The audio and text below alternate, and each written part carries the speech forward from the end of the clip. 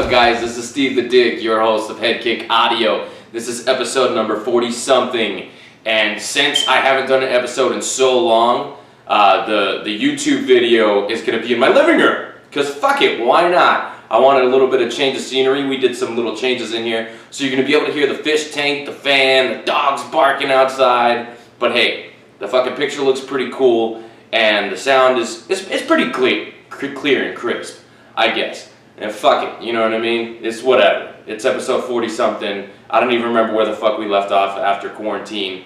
But I've been staying kind of busy. I want to apologize to Blame the Shutdown Shut. We did do, and there's that too. We did do a very extended interview, and it's just taking forever for me to figure out how I want to edit this bad boy and put it down. So that'll be in parts, so look out for that. I just released, not too long ago, an interview with Sam Hughes, LFA strawweight, a little badass. Her last fight was at flyweight. She got the win over, shit, I can't remember right now. Lisa Maldine, sorry. Lisa Maldine. So, or Malden, however you pronounce it, my apologies. We all know I'm bad at pronunciation, so, you know, fuck it. Let's just get right to it. UFC 249, finally, we had a fucking MMA card. I mean, it's been forever since the quarantine. I mean, we tried to do it before, and California governor and I'd like to say ESPN, but I think it's Disney. Disney got a hold of that and said no. They said no. So anyways, we won't even go through like the rabbit hole of everything that happened between, you know, quarantine and now, because I mean, aside from, you know, a little bit of action, there wasn't a whole lot going on. So they did do like a Brasilia card, which I covered that in my last episode. But here we are, UFC 249. It took place in, I believe, Jacksonville, Florida. Yep, at the VyStar Veterans Memorial Arena, headlined by Justin Gaethje and Tony Ferguson for the interim lightweight title because Khabib could not make it. He is stuck in Russia. So he is the current undisputed champ, and Justin and Gaethje. Justin Gaethje and Tony Ferguson fought for the interim title. Triple C Henry Cejudo took on Dominic Cruz for the bantamweight title. Francis Ngannou versus Jorginho Rosenstruck, something like that. Biggie Boy, I love that dude. So those two were in your featured bout. Calvin Kattar versus Jeremy Stephens. That proved to fucking be just a badass little fight in itself, which I thought it would be. Jrgen de Castro took on Greg Hardy at heavyweight. Anthony Pettis, Donald Cerrone headlining your prelims, guys. This is a rematch, and it headlined your prelims. Okay, how fucking crazy is that? That Donald Cowboy Cerrone, one of the baddest dudes to ever do it, and Anthony Pettis, former lightweight champion, lightweight UFC champion, former WEC lightweight champion, on the fucking prelims. How crazy is that? Fabricio Verdun came back from a suspension, took on Alexei Olenek. Carla Esparza, the first strawweight champion, took on Michelle Watterson. Nico Price and Vicente Luque. Oh, thank you so much. You guys delivered. And then, of course, on your Fight Pass, I almost said Facebook. Jesus, that's how old I am. Never mind. Anyways, Bryce Mitchell took on Charles Rosa in what was a badass grappling just affair. I mean, because it wasn't just an exchange. Like, the whole fight was on the ground. And I'll tell you what, Bobby, that shit was good. From start to finish, that was a badass fight. So, and it was nice to hear, get off the floor, stand up, pussy, woo! Like, you didn't hear none of that because there was no fucking crowd. It was great. And then Sam Alvey, Smiling Sam, took on Ryan Spann. Now, there was a couple fights here. Let me take a drink of this little bad boy right here. Hold on.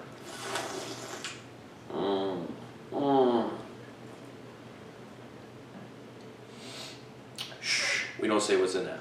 We know what's in that one. We're not gonna say what's in this one. Okay, so check it out. No fans in attendance. The commentators are far apart, so they're not sitting next to each other. So when they're doing their, like, you know, when they're showing the faces of the commentators. It's just a dude by himself at the desk, right? So you had John Anik, Joe Rogan, and Daniel Cormier. It was good. It was good. I like the dynamic between those three. They've done it a million times. One thing, though, I guess a lot of the fighters were saying that DC was helping them make adjustments because they could hear them. You could hear everything. Literally, you could hear a pin drop. It was that quiet in the arena. So I'll just go ahead and go over results. There was a couple fights that were really, really close, and it was like, you know, Frank Mearface at the decision. You know what I mean? Oh shit! Sorry, my new table. It's so pretty. Anyway, so like I said, we'll just get right to it. Ryan Spann defeated Sam Alvey via split decision.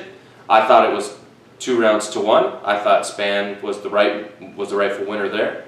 Again, Bryce Mitchell defeated Charles Rosa via unanimous decision, 30-25s and a 30-24.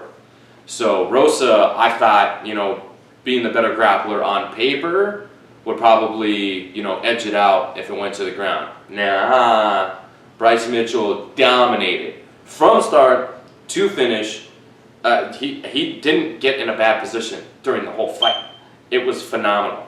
He almost netted his second twister in a row, which would have been fucking badass. Reebok, you're dropping the ball, buddy. You're dropping the ball. If you really want fans to get on board and like be like, fuck yeah, Reebok, way to go. Get this boy some fucking camo shorts.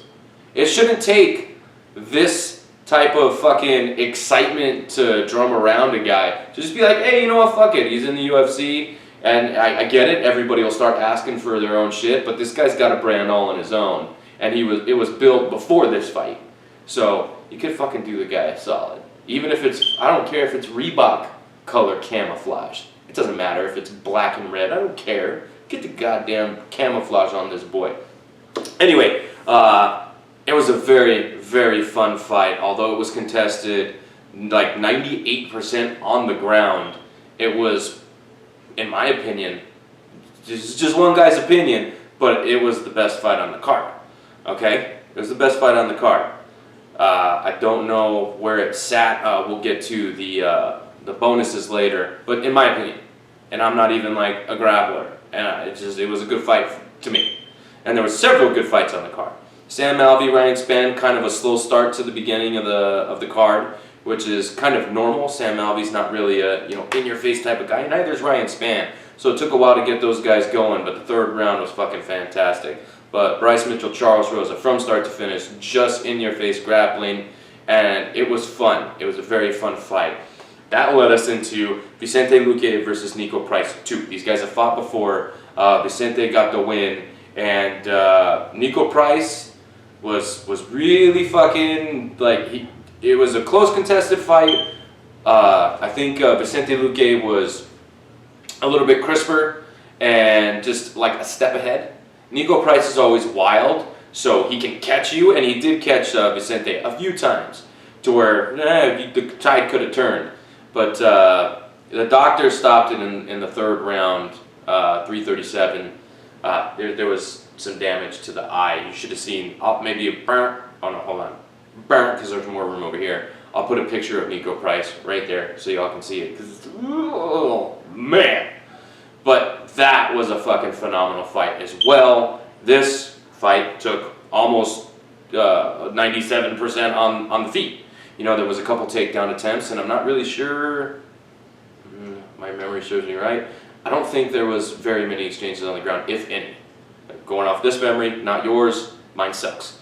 So, still a great fight. Vicente Luque gets the win via doctor stoppage. If it goes to the scorecards, I'm pretty sure you got Vicente winning that decision.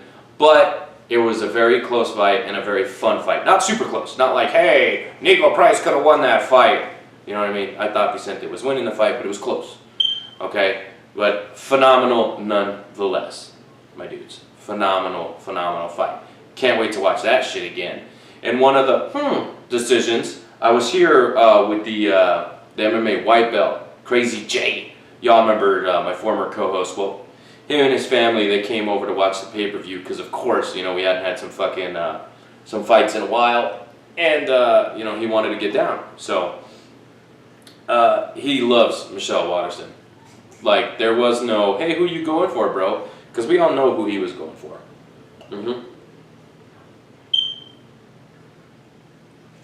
I gotta bring these closer, guys. I gotta, like, it's just weird. I gotta, like, reach over myself, and I don't know. Anyway, so yeah, he was just like Michelle Waterson. And I'll tell you what, it wasn't, like, a great fight. It was super technical, evasive stuff from Karate Hottie. She didn't really do a whole lot. There was a lot of backing up, which that's one of the, like, gripes with Jackson Wink. If she's still there, I don't know. But it kind of looked like a Jackson Wink game plan, right? Jackson Wink. Wink. Like this. Wink, not weak. No, wink. One eye. Yeah, it was 30-27 for one, 30-27 for the other, and a 29-28 for Esparza. Now, when the decision was announced, I was pretty sure that they were going to give it to Karate Hottie, and then they announced Carla Esparza, and that's where I'm like, huh? Like, A lot of people are like, I had it scored for Michelle Waterson. I had it scored for Carla Esparza. I guess it depends on what side of the fucking octagon you were sitting, because the judges saw it that way too. This guy saw one, 30-27, this guy saw that one, 30-27. So, not sure who the judges were for that one, but, I mean, you could have really just made this fight a draw, if you really wanted to. And would I be upset? Nah, not even a little bit. Nope. Oh, you can even hear the ice. That's so cool. Anyway, so Carla gets a split decision win. She's now, I think, 2 or 3 fights in a row. She's on her, I mean, shit. 1 or 2 more fights and she could be looking at another title fight. And now that Joanna doesn't have the belt, Carla stands a better chance. You know what I mean? Yes, she could get caught by Weili, she could get caught by Rose, she could get caught by Andrade, but she stands a better chance against all of those chicks than Joanna. I think Joanna just, has her number. Too long, too lanky, too many strikes for her head. Anyway, and the takedown defense on Joanna's pretty good. Pretty good. Alexei Oleinik took a split decision from Fabrizio. Oh, Jesus, that scared the shit out of me. Ooh, my computer made a noise. I don't know if y'all are going to be able to hear that on the, ooh, damn, that was loud. I think I have this shit turned up way too loud. Anyways, the decision was announced and I was just like, cool, the right guy won. There was no, like, I thought Alexei Oleinik won. So, fight me if you think different. I mean, I wouldn't get in a fight over this fight. But, I mean, if you want to, okay. Like, we can fight. But, like, when they announced the decision, I was like, okay, yeah, Alexei earned that one. That's cool. And see what I'm saying? Like, this, huh? You know what I mean? There's a lot of, huh? Anthony Pettis defeats Donald Cerrone via unanimous decision. Don't agree with that one. Don't agree with it. I had it 29-28 Cerrone. That's just me. That's just me. Okay? I'd have to go back and watch it, of course, but even in the octagon, Anthony was just like, he didn't, I don't think he thought he won. He'll take the win though, because that means more money. So, but yeah, it was a good fight. It was a good back and forth fight. Let's take a couple seconds back to Oleinik. Oleinik is striking very wild, but very much improved. Like, he was throwing uppercuts and lots of looping hooks. I don't think he wants to fight, like a decent striker with striking like that. But against Verdum, shit, he made it work. Verdum kept pulling on the back of his head for the plum and hitting him with knees, but Oleinik's chin held up, man. It fucking held up. So kudos to him. And then Donald Cerrone, Anthony Pettis. Really, like, there is no loser because, yeah, Donald Cerrone lost, but really, I think he won. And then, of course, it was a great fight. It was a great fight. It wasn't like a fucking barn burner. Like, you know what I mean? Like Vicente Luque and Nico Price. Like, that was a barn burner. This one was pretty fucking close to that. If there's a good fight, a great fight, almost a barn burner, and then a barn burner, there you go. I think it's right there because it was a great fight. It was a great fight, and I can imagine that if there was a crowd, like if there was a crowd, like a lot of these fights that were like, oh my god, would probably be so much better. Or you would have guys like freak out because they landed something crazy, and then they would go after a finish and get caught. I don't know like if having the crowd was better or not, but it doesn't matter. It doesn't matter. I preferred it. If they could do all cards like that, it'd be cool. It's just like watching The Ultimate Fighter, where you can fucking hear everything. You can hear their feet slide on the mat. It was great. Loved it. Except for I think on The Ultimate Fighter. Yeah, no, there's no commentary on The Ultimate Fighter. They should have a commentary team for The Ultimate Fighter. And like switch out the fighters, right? Just like not the same weight class, but like switch out the fighters to do the commentary. If they did The Ultimate Fighter. Because I knew they do commentary with the Contender Series, which I've seen Paul Felder in there, Michael Bisping, so they have some fighters switch it up. Paul Felder, low-key, great commentator. I don't care who you are. I'm going to go ahead and get back to these fights, though, because I always get off track like pretty quickly. Greg Hardy defeated Jrgen de Castro. The unanimous decision, 30-27s across the board. Now check it out. I think it was like the second round, like midway through the second round, de Castro throws a fucking leg kick, and Hardy backs up his leg, right, trying to fucking avoid it. Well, as he did that, the toes caught the shin, okay, and I think homie broke his foot. Because after that, he didn't do shit. Like, Hardy won the first round, okay? He was definitely the aggressor through the entire fight, but after that, de Castro, didn't do anything. He literally gave this fight to Hardy. I even put out a tweet like, Hardy gonna straight up, win this fight fair and square. Because de Castro didn't do anything. You know what I mean? This is the first fight where there's no controversy. But, check it out. DC says, you gotta start checking those kicks. So what did Hardy do? He tried to figure it out. Now, he didn't check the kick. He was trying to get out the way of it, okay? But it works, okay? So either DC's some fucking crazy mastermind dude, or Hardy got lucky on that one. Anyway, but Hardy straight up won that fight. He straight up won that fight. So whether you like the dude or not, I know there's a lot of people that don't because of his checkered past. I'm not gonna call it controversial, but it's checkered. You know what I mean? Dude won this fight fair and square in the UFC. I think that puts him at 6-2 or something like that. So, and his last fight against Volkov, he survived. I think he broke his arm in that one. Correct me if I'm wrong, but I think that actually happened. And he held his own. He didn't almost win the fight, but he didn't lose. Get finished. I mean, lost, but he didn't get finished. And Volkov is a very seasoned striker, held the belt over at Bellator, was pretty much on the cusp of a title shot. I think he knocked out Verdum.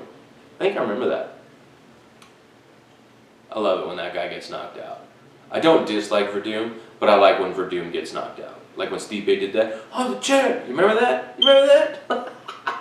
Calvin Kattar knocked the fuck out of Jeremy Stephens with a fucking elbow. I thought it was a fucking hook. No, he came in, boom, hit him right in the chin. How it didn't, split open and look like the Predator, I don't know. I have no idea.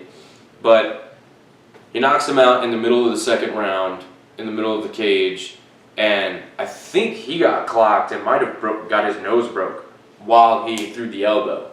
Anyways, he follows up with a couple strikes, elbow cuts Stephens open, and it was just very strange to see Stephens like that. You know what I mean? It's not, usually he's the one dishing that out. But Calvin Kattar, I don't know if it's Kattar or Qatar. I'll just go with Calvin Kattar. I'm going to go with Calvin Kattar. I thought if he goes, what is that?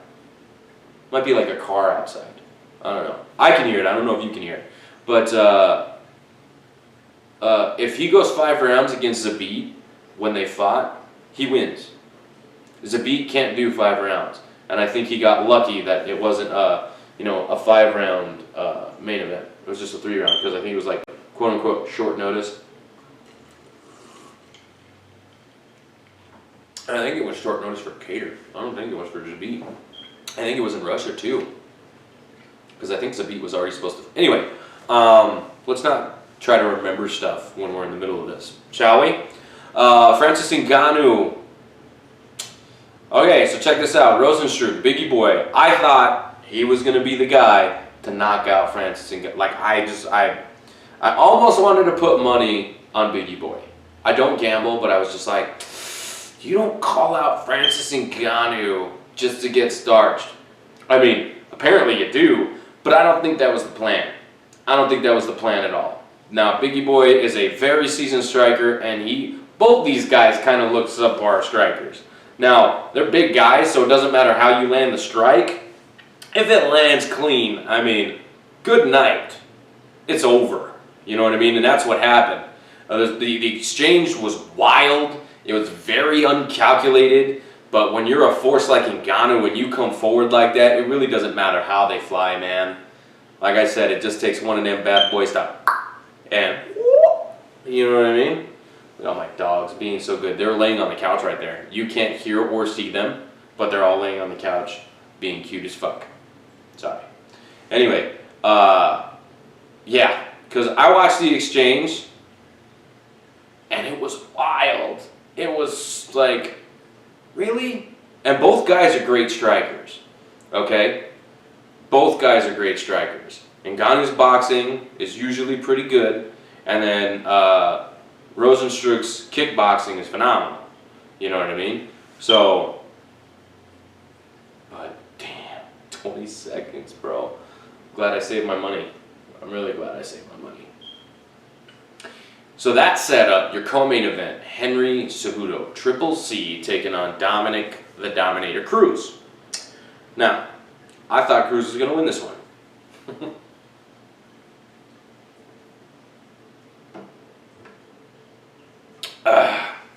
Real talk. I didn't see a way that Henry Cejudo could win this fight. Apparently, he could though. There was a headbutt in round 2. It was like, I don't know, 4 minutes in, I want to say? Yeah. Like 4, oh wow. Okay, so 4 minutes in, right? There's a headbutt. And Cejudo is bleeding all over the place. And I think if I remember correctly, like Dominic is already down, and I think Cejudo like fell into Dominic's head, right? Both guys have huge fucking noggins, so not surprising. And Dominic's fighting style, the way that he's, right? You're gonna get fucking, you're gonna bump heads, Jesus, right? So that happened. They paused the action. He says, okay, I'm cool. Doc takes a look. Yeah, sure, fine. Go ahead and get started. And then, like, not even 20 seconds later, a bang, a knee lands, and then Cejudo swarms it. And he's throwing a bunch of fucking, left hands. And a lot of them are missing. I don't know how many he threw because I didn't fucking count, and I'm not one of those guys that goes back and, 1, 2, 3. There was 45 unanswered strikes. I'm not one of those guys, right? I was just, okay, the fight's over. Dominic lost. And it is what it is. But I will say that I did think that Dominic Cruz was on his way up, okay? And if a dude's on his way up in a title fight, okay, you gotta let that shit play out. Now, I love and hate this side on the safety of fighters. I love it and I hate it, right? Because I want to see fighters like Dominic Cruz not get fucking, brain damage because he had to go and take unnecessary strikes. I don't think that those were unnecessary strikes. Was he not defending himself in the beginning of that flurry? Hell yeah, he wasn't. He was just trying to get up. Okay? But as soon as he starts to get up, that's when you stop it. I think if you call it at the knee and the follow-up strikes right there, cool. All right. I think Cruz is, you know what I mean? You seen his face when he went down. Dude's in phenomenal shape. Yeah, you can get rocked and boop, instantly back to your fucking feet as if nothing happened. Oh shit, what is going on over here? Why are you vibrating? What do we got? Oh, I don't even know. Anyway, you gotta let that shit play out. And then of course there's the infamous Dominic Cruz accusing Keith Peterson of, are you ready? Are you ready? Fight! He's accusing Keith Peterson of smelling of alcohol and booze. And then he says he specifically requested to not have the dude. We'll bring this closer. I thought you could do that.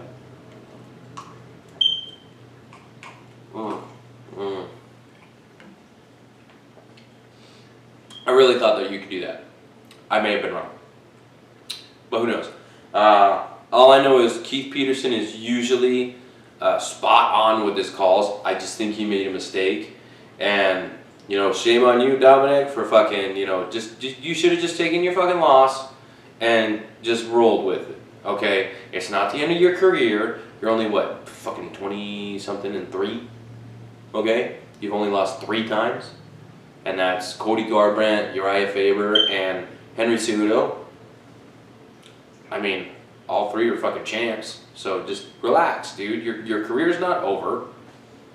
You could have fought your way back to a title fight again with relative ease. You know what I mean? So that sounds like I'm talking shit about 35. It's stacked with killers at the top, but it's top heavy. And everybody's all excited about this Peter Yan guy. I gotta see it. I'm not excited about the guy yet. Okay? And when the dude fucking, does something impressive, I will give him his due, but just, to me, I'm not on a dude's jock yet. Not like these 2 dudes in the main event. I'm gonna go ahead and switch it to the main event. Oh, real quick though. Henry Cejudo retired. He retired. I don't know if he unretired since the fights, because it's now the 11th. May the 11th, which is Monday. I should have been doing this on Saturday night. But I had company, and we played Cards Against Humanity, and it was fucking hilarious. My dudes, Jonathan and Christina Davis, are the best. Okay, the main event, UFC 249. Justin Gaethje versus Tony Ferguson. I didn't want this fight, and here's why. Do I care about Khabib Ferguson? No, I don't. But I know many of folk who did, and it pains me that they are pained, right? When my MMA homies are hurting because they really wanted this fight, and 5 out of 5 times it fucking happened, and then they announced that Gaethje's gonna fight Ferguson. They made it for the interim title. Oh shit, sorry. They made it for the interim title, so cool beans.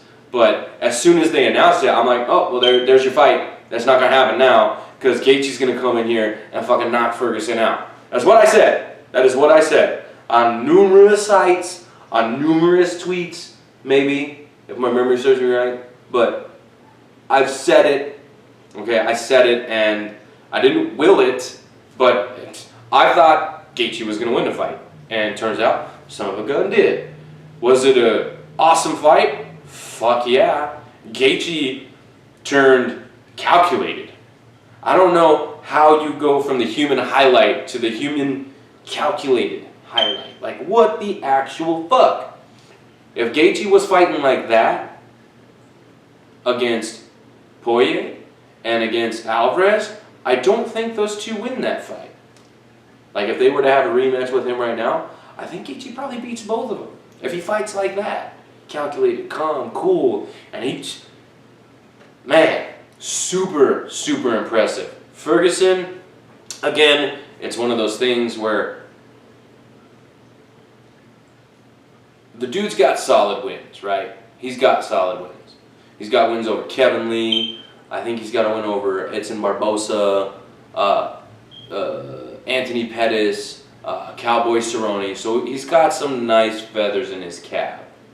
But every time you see him, he's on the verge of losing before he wins, right? And it's just because the dude is in phenomenal shape and he's able to, use his willpower, you know what I mean? And just overwhelm opponents because they threw everything they could at him, just like Gaethje. Okay? He was fucking landing clean shots, bro, at 110%. And Ferguson was just spinning and busting a move with him, right? Fucking classic Ferguson. The only thing that Ferguson didn't count on was that Gaethje was gonna fucking slow shit down and be more precise and like start throwing combinations and like really fucking like. I think Ferguson was expecting that wild Gaethje to where he could take him down, and I'm really surprised that didn't happen. I thought Ferguson could work some ground game in there and maybe catch him in a wild submission. We know he loves the Dars. Okay? It was a very weird fight from Ferguson, but a very great fight from Gaethje. So, I don't know what you do with Ferguson from here, but I think maybe give him somebody like a little bit low. I don't want to see him fight like a Poirier or a Cowboy. Oh, no, sorry, not a Cowboy. Or like a Poirier or a Conor McGregor or a Dan Hooker. Like, I don't want to see him fight somebody like that. I want him to take some time off and let's build back to that Khabib fight. Because that's what everybody wants. Do I care? No. But that's what everybody else wants. So let that build. Okay? I think Khabib probably got 2 or 3 more years tops, right? He only fights like twice a year. So he'll probably be like, well, how old is he now? Like 31? So he'll be like 33, 34, somewhere in there. I know he's talked about retirement, but if Ferguson can get back on a streak, then I'm interested in that. If not, nah. Let Khabib fight Gaethje. Okay, and then the UFC is fucking hell bent on doing Khabib Cowboy 2 Cowboy. God damn it, I keep fucking this up. Conor McGregor. That's the guy that the UFC is hell bent on, and it's because of the 2 biggest stars. Does Conor deserve it? No. Is he gonna get it? Yep. He's gonna get it. I'll watch it, but it's gonna be the same. Anyway, UFC 249 in the books, and we have another event like 2 days from now. Again, on Wednesday, Anthony Smith and Glover Teixeira. So let's go ahead and go with the bonuses real quick, because I don't even know where we're at. Let me see. Oh shit, let me switch the time. Yeah, we're going to run a little bit long. I don't give a fuck. Justin Gaethje was in a UFC fight on Saturday night. Statistically, there was a 100% chance he was going to get an extra check. That was the headline, or the opening line from the article that I read. Matt Erickson. I guess I gotta, like, those are his words, not mine. So let's see. He got 2, okay? So he got a fight of the night and a performance of the night. So he netted extra $100,000. And Francis Ngannou. Okay, Francis Ngannou took home the other performance of the night. Let's see. Okay. Let's see. That's it. I guess, you know, the other 2 badass fights on the card. I don't think that Gaethje Ferguson was the fight of the night. Was it a good fight? Hell yeah. Was it a great fight? Hell yeah. Was it on the verge of a barn burner? Hell yeah. Was it a barn burner? No.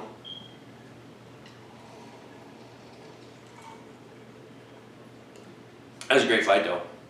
I think Vicente Luque and Nico Price and Bryce Mitchell and who did he fight? I forgot the dude's name. I'm so sorry, dude. I mean, it is what it is. Of course, Charles Rosa. Sorry. Those 2 fights were better, in my opinion. But this is for a title, so I guess there was more at stake. So, I don't know. Anyway, so UFC's got some shit going down. Let's see here. Let me go ahead and well, I'm not gonna like preview the whole fucking card. Well, let's see.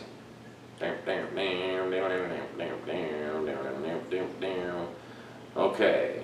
UFC. Jesus, hey! God damn, it scared the shit out of me. Doggos.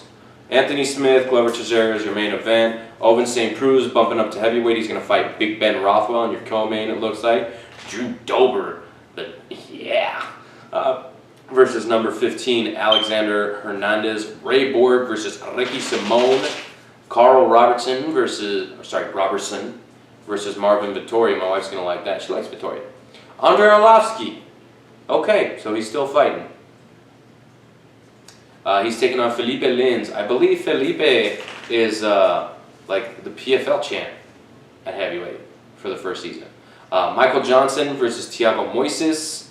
Zajara Eubanks versus Sarah Moras. Gabriel Benitez versus Omar Morales. Hunter Azure, sweet, versus Brian Kelleher. And then Ike Villanueva versus Chase Sherman. If that's right, Chase Sherman's back in the UFC? What? That's cool. I think, yeah, he went to bare knuckle. Let's see. Yeah. Interesting. Anyway, doesn't matter. So, that's your next card. That'll be on Wednesday, so that means I'll have at least 2 cards on the next episode. I'm going to go ahead and get the fuck out of here. So go check out my interviews on the YouTube page. Give me a follow at HeadKick Audio on Instagram. It's HK@HK_AZ, at HeadKick Audio on Twitter, at HeadKick Audio on Facebook. And then I'm the MMA white belt, or Steven Front Row, whatever. It doesn't fucking matter. Check those out. Go give out, sorry. I'm apologizing to my microphone. By the gods, my outro/intro, depending on what platform, and then Cutthroat Gorgeous, my intro, depending on what platform. Sorry. Go give those bands a follow. Cutthroat Gorgeous official at CTG. I don't know, or at By the Gods. Anyway, go find them on the social medias and give them a follow as well. Imbued Photography and Design. It brings you these videos and all these cool little thingies, which we may not have a lot of because I like how this looks. I like how it looks. And then, who else? Off the top of my head, I have no idea. But I'm wearing a cool shirt at least. Anyways, yeah, go check it out, and we'll see you next time.